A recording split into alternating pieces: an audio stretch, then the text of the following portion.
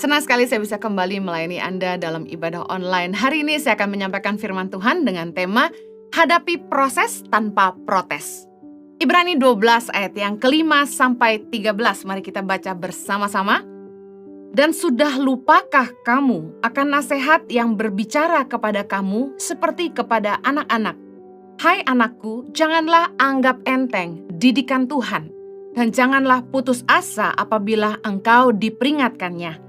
Karena Tuhan menghajar orang yang dikasihinya, dan ia menyesah orang yang diakuinya sebagai anak. Ayat ke-7, jika kamu harus menanggung ganjaran, Allah memperlakukan kamu seperti anak. Di manakah terdapat anak yang tidak dihajar oleh ayahnya? Tetapi jikalau kamu bebas dari ganjaran yang harus diderita setiap orang, maka kamu bukanlah anak, tetapi anak-anak gampang.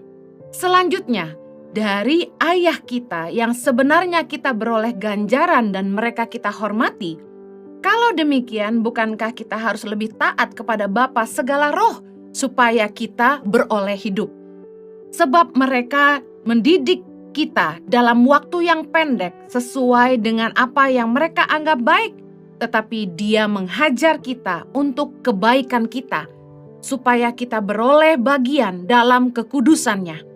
Memang tiap-tiap ganjaran pada waktu ia diberikan tidak mendatangkan sukacita tetapi duka cita. Tetapi kemudian ia menghasilkan buah kebenaran yang memberikan damai kepada mereka yang dilatih olehnya. Sebab itu, kuatkanlah tangan yang lemah dan lutut yang goyah, dan luruskanlah jalan bagi kakimu, sehingga yang pincang jangan terpelecok, tetapi menjadi sembuh. Dari firman Tuhan yang kita baca, Rasul Paulus mengajar kita bahwa Tuhan itu menghajar orang yang dikasihinya. Seperti Bapa mendidik anak-anaknya. Ketika kita nakal, ketika kita tidak ikut aturan orang tua, pasti orang tua akan menghajar kita, mendidik kita. Waktu anak-anak saya masih kecil, saya memberikan sebuah batasan bahwa mereka tidak boleh saling menyakiti. Kalau mereka hanya nakal-nakal kecil, saya tidak pernah pukul.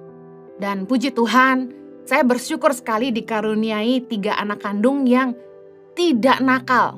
Waktu mereka kecil, tidak pernah meminta sesuatu tuh sampai merengek, atau sampai ngamuk, sampai nangis-nangis, guling-guling di lantai gitu ya. Puji Tuhan gak pernah.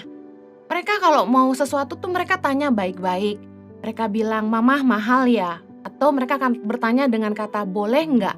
Nah, tetapi ketika mereka melanggar aturan yang saya buat, yaitu kalian tidak boleh saling menyakiti. Nah, yaitu mereka ketika bertengkar, mereka mulai tendang-tendang, saling pukul, atau saling jenggut rambut karena masih kecil dulu ya. Saya pasti langsung ambil ikat pinggang. Saya suruh mereka menghadap ke tempat tidur sehingga saya memukul mereka di bagian belakang ya, dengan menggunakan ikat pinggang yang pastinya tidak sampai ke tulang, hanya melukai kulit saja. Dan ketika mereka tahu mereka berbuat salah, ketika mereka saling memukul, mereka udah tahu. Mereka akan dihukum dengan ikat pinggang. Karena itulah mereka sangat takut ketika lihat ikat pinggang itu sudah mulai dipegang. Nah, saya ingin mendidik anak-anak saya dari kecil untuk mereka belajar saling mengasihi. Supaya mereka tidak saling menyakiti.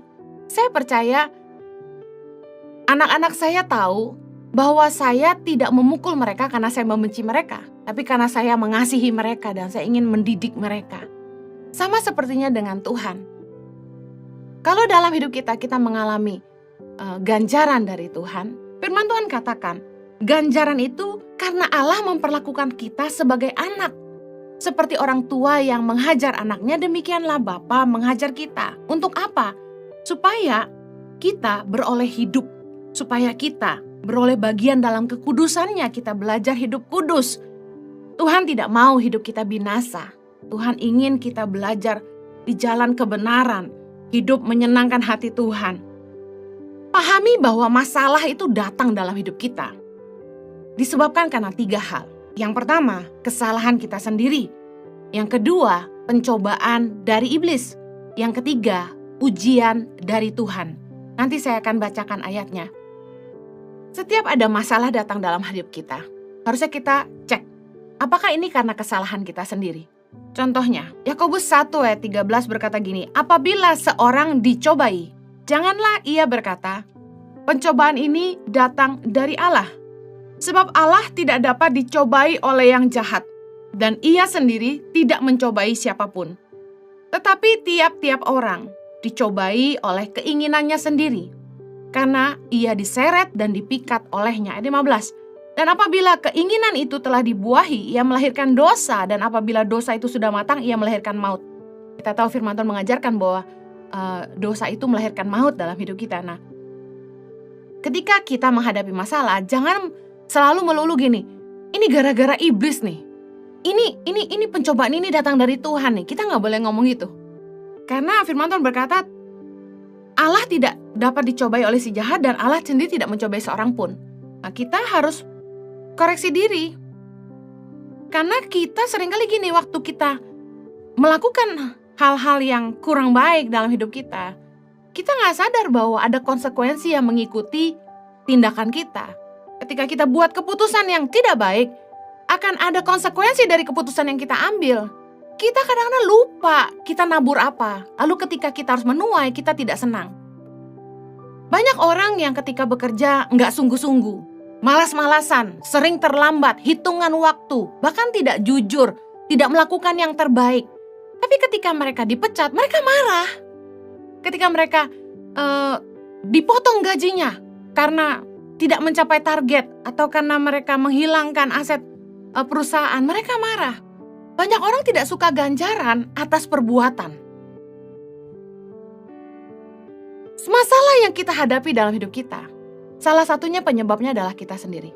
Udah tahu itu dosa, tapi kita tetap main-main mata. Kita tahu kalau kita dekat-dekat dengan pacar lama, kita bisa tergoda. Akhirnya kita selingkuh dari pasangan kita. Kita tahu kalau kita itu kurang berintegritas dalam keuangan. Tapi coba-coba pegang keuangan. Akhirnya apa? Tergoda. Akhirnya kita nggak jujur. Lalu tentu kita akan kena hukumannya. Kita didapati misalnya tidak jujur, kita akan kehilangan pekerjaan. Bahkan mungkin kita akan kena tindak pidana. Ingat, untuk setiap perbuatan ataupun keputusan yang kita buat itu ada konsekuensi. Kita akan menuai taburan kita. Nah, ketika kita menghadapi masalah, mari uji apakah ini karena taburan kita di masa lalu. Apakah ini hasil dari apa yang kita lakukan sendiri. Kita terpikat, kita ingin. Contoh, lihat sepatu ini pengen beli, lihat tas ini pengen beli, lihat baju ini pengen beli, lihat mobil ini pengen beli. Padahal gak butuh, uang pun gak ada. Keinginan lebih besar dari kemampuan. Akibatnya apa? Kita gesek kartu kredit, kita mulai pinjam uang sana sini. Tahu-tahu hutang kita numpuk, kita gak bisa bayar. Akhirnya kita ketika harus potong cicilan kartu kredit, kan ada tuh belanja yang oke, 0% tapi cicilan kartu kredit 6 bulan, 3 bulan, 12 bulan. Nah, kita lupa, kita main belanja aja. Tahu-tahu gaji tiap bulan hanya habis buat bayar cicilan. Makan ngirit, buat apa? Keren tapi kere. Buat apa gaya, tapi kita nggak bisa beli apa-apa, kita nggak bisa makan apa-apa. Buat bayar kontrakan nggak punya duit, buat bayar anak sekolah nggak punya duit. Demi apa? Demi gengsi. Demi mendapat pengakuan dari kanan kiri. Nah, kita terpikat oleh keinginan sendiri. Masalah gimana nggak banyak? Nggak ada yang bahagia ketika hutang tuh banyak. Ada gitu yang happy, wih hutang aku banyak banget, nggak ada. Ribut dengan pasangan. Tiap bulan uang kurang, nggak cukup buat kebutuhan rumah tangga. Udah pasti suami istri ribut. Anak-anak pun jadi korban. Sorry ya nak, mama gak bisa bayar uang sekolah kamu. Sudah 2 bulan. Anak ke sekolah pun malu karena dipanggil terus oleh administrasi sekolah. Jangan sampai kita lupa bahwa setiap keputusan dan tindakan kita tuh ada akibatnya. Jangan nanti bilang, aduh stres aku. Ini pencobaan dari Tuhan. Ini dari iblis. Padahal atas keputusan kita sendiri dan kita terpikat olehnya, lalu kita harus menuai taburan kita. Ketika kita punya masalah, kalau bukan karena kesalahan diri sendiri, yang kedua bisa jadi pencobaan dari si iblis. 1 Petrus 5 ayat 8 berkata, Sadarlah dan berjaga-jagalah. Lawanmu, si iblis, berjalan keliling, sama seperti singa yang mengaum-ngaum dan mencari orang yang dapat ditelannya. Makanya kita harus selalu berjaga-jaga. Karena iblis ada di mana-mana. Berusaha menjatuhkan anak-anak Tuhan. Ketika kita pelayanan, biasanya apa yang jadi kekuatan itu juga jadi kelemahan. Contoh, ketika kita punya suara yang bagus, kita pintar menyanyi. Berarti senjata kita untuk memuliakan Tuhan itu ada di mulut kita, ada di pita suara kita. Jangan sampai kita tidak jaga hati kita, tidak jaga lidah kita, karena itu yang dipakai oleh Tuhan untuk memuliakan Dia. Tapi iblis juga akan membuat kita dibisiki dengan kata-kata yang negatif di kepala kita, sehingga kita pakai mulut kita, misalnya untuk mencemooh orang lain. Berkata-kata yang negatif, menjatuhkan orang lain. Kita mulai suka ngomongin orang. Kita jadi orang yang, maaf, mulutnya ember, gak bisa dipercaya. Iblis akan masukkan hal-hal yang negatif lewat bisikan-bisikan di kepala kita. Kita bisa diberi asumsi-asumsi negatif yang belum tentu orang itu berpikir begitu. Sadarlah bahwa iblis itu selalu ingin menjatuhkan anak-anak Tuhan, makanya kita harus berjaga-jaga. Kita belajar dari Yesus bagaimana ketika Yesus dicobai oleh iblis di padang gurun, Yesus selalu menjawab dengan kebenaran firman Tuhan. Jadi bagaimana ketika kita mendapat intimidasi dari iblis, kamu orang berdosa, kamu gak layak, kamu sudah hidup dalam kenajisan dan sebagainya. Kita harus tanggi bilang ini, aku sudah minta ampun. Aku sudah diampuni. Tuhan mengasihi aku. Hidupku berharga bagi Tuhan. Ketika iblis bilang, kamu tuh gak berharga, kamu tuh tidak diinginkan, kamu tuh anak yang dibuang. Pakai firman Tuhan. Sekalipun ayahku dan ibuku meninggalkan aku, tapi Tuhan menyambut aku. Aku biji matanya Allah. Aku berharga bagi Tuhan. Kita lawan dengan firman Tuhan. Makanya kita harus penuh dengan firman. Iblis akan berusaha menjatuhkan orang yang sungguh-sungguh ikut Tuhan. Kalau Anda berkata, ya udah kalau gitu saya jangan sungguh-sungguh ikut Tuhan, iblis akan tetap menjatuhkan Anda. Karena itu, Anda harus selalu berjaga-jaga. Masalah yang berikutnya terjadi karena ujian dari Tuhan. Tadi kita sudah baca dalam Ibrani 12 ayat 5-13 bahwa Tuhan menghajar orang yang dikasihinya. Dan Tuhan memberi ganjaran kepada kita ketika Allah memperlakukan kita sebagai anak.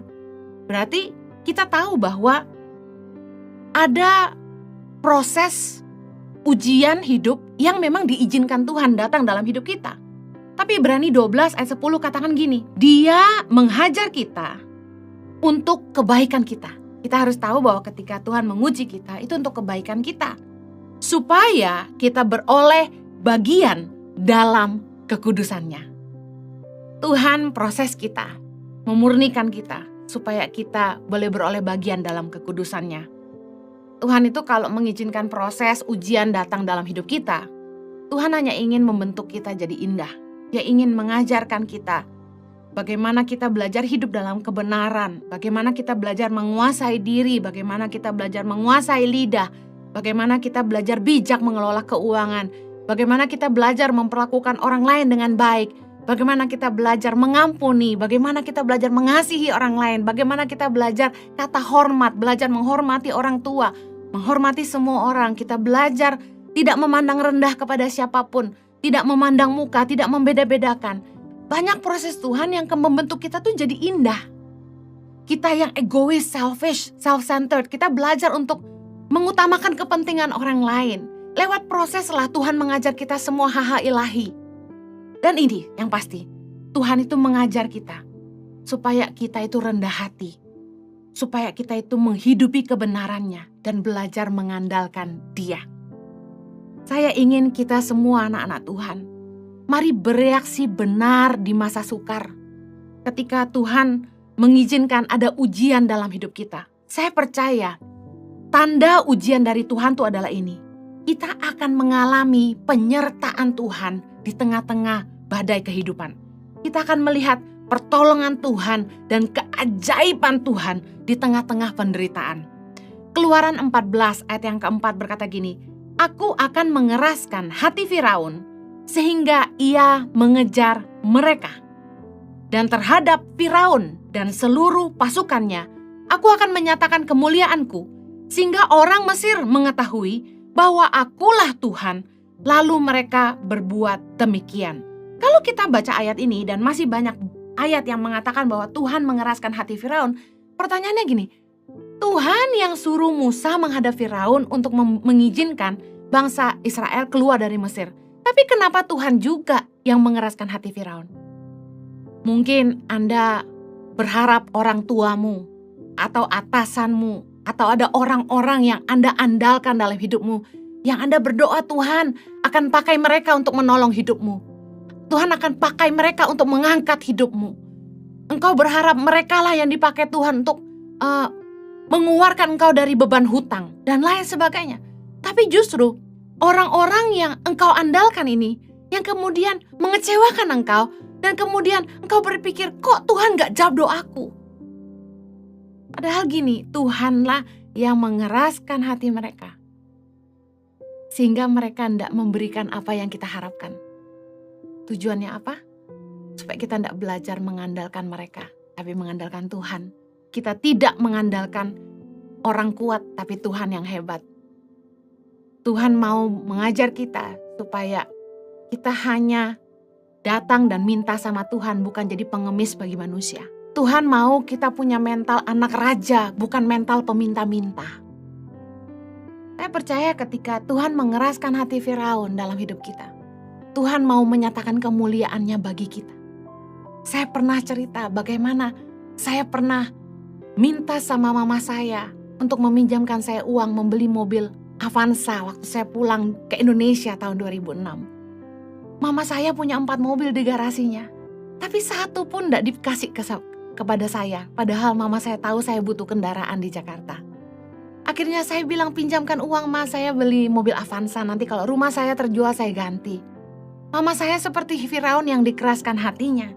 Tapi ternyata Tuhan izinkan supaya apa? Supaya saya tidak mengandalkan mama saya. Dan karena Tuhan mau menyatakan kemuliaannya. Kami mengalami mujizat luar biasa. Kami dapat mobil Avanza meskipun bekas tapi diberi oleh seorang pengusaha di Bandung secara cuma-cuma. Bukankah Tuhan kita luar biasa? Bahkan yang lebih mengagetkan, plat nomornya ulang tahun suami saya 1610. Tuhan itu luar biasa.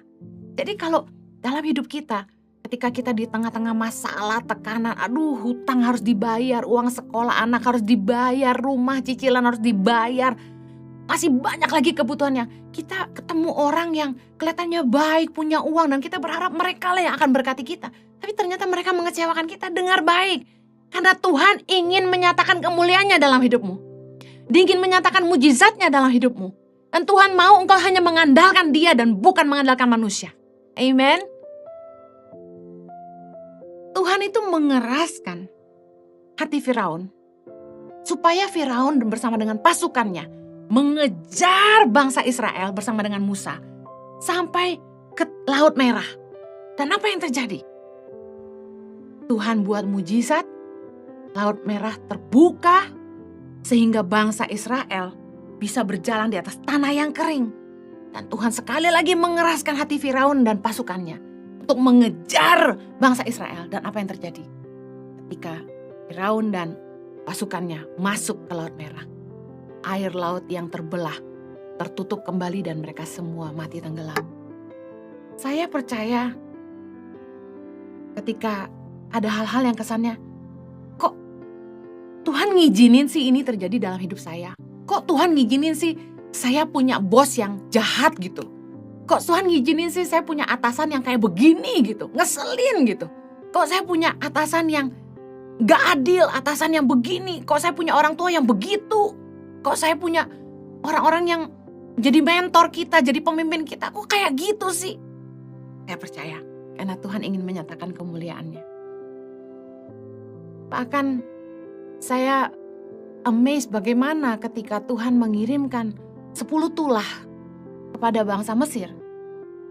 Dalam ke-10 tulah itulah Tuhan pun menyatakan kedahsyatannya.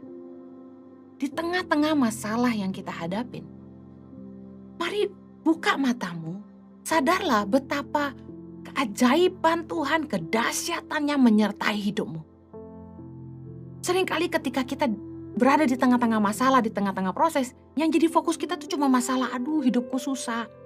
Hati-hati, jangan mengeluh seperti bangsa Israel yang terus bersungut-sungut, fokusnya cuma gini, aduh makan mana lagi, bosan, panas.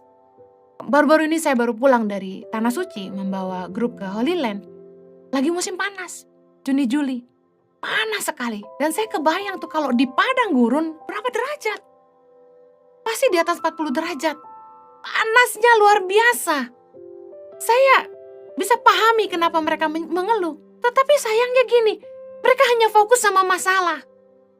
Mereka bersungut-sungut terus, bahkan berbuat jahat sama Tuhan. Meskipun Tuhan menyertai mereka dengan tiang awan dan tiang api, dengan mana roti dan burung puyuh sebagai makanan mereka. Tuhan membuat air yang pahit jadi manis buat mereka. Gunung batu mengeluarkan air buat mereka. Bagaimana Tuhan menyatakan kedahsyatannya, mujizatnya yang luar biasa. Tapi bangsa Israel terus bersungut-sungut dan berbuat jahat. Jangan sampai kita protes di tengah proses. Lihatlah kebesaran Tuhan. Lihatlah kesetiaannya. Lihatlah bagaimana Tuhan menyertai engkau. Melewati lembah-lembah bayang maut. Melewati masa COVID yang mengerikan 2,5 tahun. Bagaimana Tuhan membuat kita luput dari berbagai kesulitan hidup. Di tengah-tengah kesusahan uang di masa pandemi, ada saja orang yang Tuhan pakai untuk menolong kita. Jangan mengeluh, tapi bersyukurlah. Lihatlah kebaikannya. Waktu kita sedang diproses, jangan protes. Jangan lari dari proses. Mari belajar bersyukur dan kita harus mengerti bahwa semakin kita mengeluh, semakin lama prosesnya. Ingat, bangsa Israel karena mereka bersungut-sungut dan berbuat jahat kepada Tuhan, mereka harus mengembara di padang gurun 40 tahun. Padahal dari Goshen ke Yeriko, dari Mesir ke Tanah Perjanjian, itu secara geografis bisa ditempuh dengan berjalan kaki 40 hari. Tapi karena mereka bersungut-sungut, mereka menyembah berhala dan menyakiti hati Tuhan berulang-ulang. Mereka melawan Musa. Mereka mengembara di padang gurun 40 tahun. Bahkan banyak dari mereka yang akhirnya tidak masuk ke Tanah Perjanjian. Waktu kita diproses, jangan protes-protes. Jangan bersungut-sungut. Malah harusnya kita gini. Di tengah prosesnya Tuhan, kita doa dan tanya Tuhan. Mendekat sama Tuhan. Pertama dia sumber kekuatan, kedua dia sumber hikmat. Bicaralah pada kami Tuhan, apa yang Tuhan mau kami mengerti. Semakin cepat kita mengerti maunya Tuhan, makin cepat selesai prosesnya. Ketika proses itu datang dalam hidup kita, sebenarnya Tuhan itu kan sedang memberi kita ganjaran untuk kebaikan. Ada maksud Tuhan di balik semua proses yang kita hadapi. Mari kejar Tuhan untuk tahu apa yang Tuhan mau. Berusahalah mengerti apa yang Tuhan mau kita mengerti. Dan segeralah berbalik kepadanya. Kembali kepada jalan-jalannya. Saya percaya semakin kita ngerti maunya Tuhan, semakin cepat proses kita selesai. Bilangan 32 ayat 13. Sebab itu bangkitlah murka Tuhan kepada orang Israel, sehingga ia membuat mereka mengembara di padang gurun 40 tahun lamanya sampai habis mati segenap angkatan yang telah berbuat jahat di mata Tuhan. Daripada kita protes-protes di tengah proses nggak kelar-kelar. Karena gini, waktu kita masih protes berarti kita masih belum ngerti kenapa Tuhan izinkan kita diproses. Semakin kita cepat mengerti, oh Tuhan mau saya belajar rendah hati. Oh Tuhan mau saya belajar nggak mengandalkan manusia. Yaudah ngucap syukur. Berbalik sama Tuhan. Ingat betapa Tuhan itu sangat lembut hatinya ketika kita berbalik, kita sungguh-sungguh bertobat. Tuhan tuh cepet banget memulihkan kita. Mari rendahkan hati dan belajar ngerti apa yang Tuhan mau untuk hidup kita. Selalu percaya bahwa Tuhan menghajar orang yang dikasihinya. supaya kita kembali ke jalannya, supaya kita beroleh bagian dalam kekudusannya. Dia menghajar kita untuk kebaikan kita. Punya iman untuk itu, bahwa Tuhan itu baik. Apapun yang terjadi dalam hidup saya, yang Tuhan izinkan terjadi, itu untuk kebaikan saya. Amin. Roma 8 ayat 28, bahwa Allah turut bekerja dalam segala sesuatu untuk mendatangkan kebaikan bagi orang-orang yang mengasihi Dia dan bagi orang yang terpanggil sesuai rencananya. Yakini itu, bahwa apapun yang Tuhan izinkan terjadi dalam hidupmu hanya untuk mendatangkan kebaikan. Jangan berontak sama Tuhan, jangan protes sama Tuhan. Ulangan 8 ayat 3. Jadi Ia merendahkan hatimu, membiarkan engkau lapar dan memberi engkau makan mana yang tidak kau kenal dan yang juga tidak dikenal oleh nenek moyangmu, untuk membuat engkau mengerti bahwa manusia hidup bukan dari roti saja, tetapi manusia hidup dari segala yang diucapkan Tuhan. Tuhan mengizinkan kita ngadapin proses untuk merendahkan hati kita. Supaya kita tuh jangan melulu fokusnya harta gitu loh. Jangan melulu fokusnya berkat-berkat. Tapi kita harus hidup sesuai kebenaran firman. Oh Bu Heni, kalau nggak nipu-nipu nggak dapat proyek Bu Heni. Kalau nggak suap-suap kita nggak dapat tender Bu Heni. Kalau nggak belok-belok Bu Heni, kita nggak kaya-kaya Bu Heni. Listen, manusia hidup bukan hanya dari roti aja. Jangan melulu fokus hidup kita itu kekayaan, harta, kenikmatan hidup, kenikmatan dunia. Kita harus ngerti bahwa kita harus hidup dalam kebenaran firman Allah. Ulangan 8 ayat ke-14 berkata gini. Jangan engkau tinggi hati, sehingga engkau melupakan Tuhan Allahmu, yang membawa engkau keluar dari tanah Mesir, dari rumah perbudakan, dan yang memimpin engkau melalui padang gurun yang besar dan dahsyat itu, dengan ular-ular yang ganas serta kalajengkingnya dan tanahnya yang gersang yang tidak ada air. Dia yang membuat air keluar bagimu dari gunung batu yang keras, dan yang di padang gurun memberi engkau makan mana yang tidak dikenal oleh nenek moyangmu, supaya direndahkannya hatimu dan dicobainya engkau hanya untuk berbuat baik kepadamu akhirnya. Percayalah kalau proses dari Tuhan itu, kita akan mengalami penyertaan Tuhan yang dahsyat. Kita akan menemukan banyak mujizat. Tuhan hanya ingin kita belajar rendah hati. Percayalah, Dia menghajar kita bukan untuk mencelakakan kita, tapi untuk mendatangkan kebaikan dalam hidup kita. Kadang-kadang orang tuh ketika diberkati luar biasa, mereka lupa sama Tuhan. Orang kalau lagi susah, doa aja beda. Ya gak sih? Doa tuh lebih sungguh-sungguh, lebih kusyuk, berlutut, tengkurap gitu ya. Tapi kalau keadaan tuh baik-baik, harta melimpah, istri manis, suami sayang, anak pinter, semua baik, duit cukup gitu ya. Pasti deh, kadang tuh sama Tuhan aja lupa. Mari kita rendahkan hati kita di bawah tangan Tuhan yang kuat. Dialah yang sanggup memulihkan hidup kita. Kalau kita diberkati, firman Tuhan katakan dalam Ulangan 8 ayat 17, maka janganlah kau katakan dalam hatimu, kekuasaanku dan kekuatan tanganku lah yang membuat aku memperoleh kekayaan ini.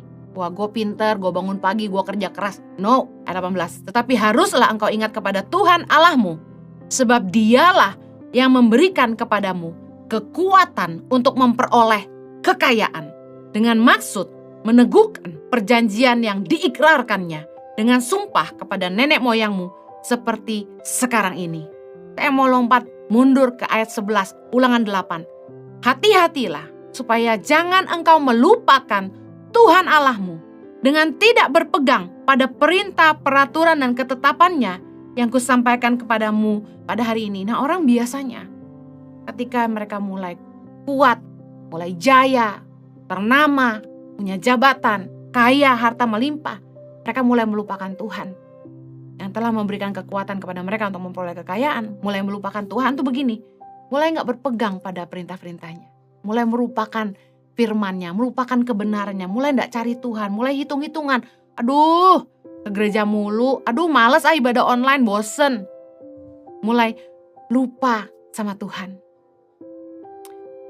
Mari kembali sama Tuhan. Kalau Anda sedang diproses Tuhan saat ini, jangan protes, tapi rendahkan hatimu. Cepatlah belajar ngerti apa maunya Tuhan, sehingga proses itu cepat berlalu. Mengucap syukurlah dan rendahkan hatimu. 1 Petrus 5 ayat 6 berkata, karena itu rendahkanlah dirimu di bawah tangan Tuhan yang kuat, supaya engkau ditinggikannya pada waktunya. Kalau engkau merasa engkau direndahkan, engkau dihianati, engkau disakiti, mari rendahkan hatimu di bawah tangan Tuhan yang kuat. Tuhanlah yang sanggup meninggikan engkau. Ayat terakhir 2 Tawarikh 7 ayat 14. Dan umatku yang di atasnya namaku disebut, merendahkan diri, berdoa dan mencari wajahku, lalu berbalik dari jalan-jalannya yang jahat, maka aku akan mendengar dari sorga dan mengampuni dosa mereka, serta memulihkan negeri mereka. Mari datang sama Tuhan, merendahkan diri, berdoa, mencari wajah Tuhan sungguh-sungguh, dan mari berbalik dari jalan-jalan kita yang jahat, supaya Tuhan mendengar kita dan mengampuni dosa-dosa kita dan memulihkan hidup kita. Saya berdoa setiap Anda diberkati dengan firman Tuhan disampaikan. Mari bangkit, mari datang kepada Tuhan yang sangat setia dalam hidup kita. Tuhan berkati, mari kita berdoa. Bapa di sorga, kami bersyukur untuk kebenaran firman-Mu. Biar kiranya setiap kami boleh sungguh-sungguh merendahkan diri di hadapan Tuhan. Kami boleh belajar mengandalkan Tuhan. Kami boleh berbalik dari jalan-jalan kami yang jahat. Kami boleh sungguh-sungguh ikut Tuhan lagi, sungguh-sungguh cari Tuhan lagi. Dan kami tidak hitung-hitungan lagi untuk melayani Tuhan. Biar kiranya Tuhan boleh mengampuni kami dan memulihkan hidup kami.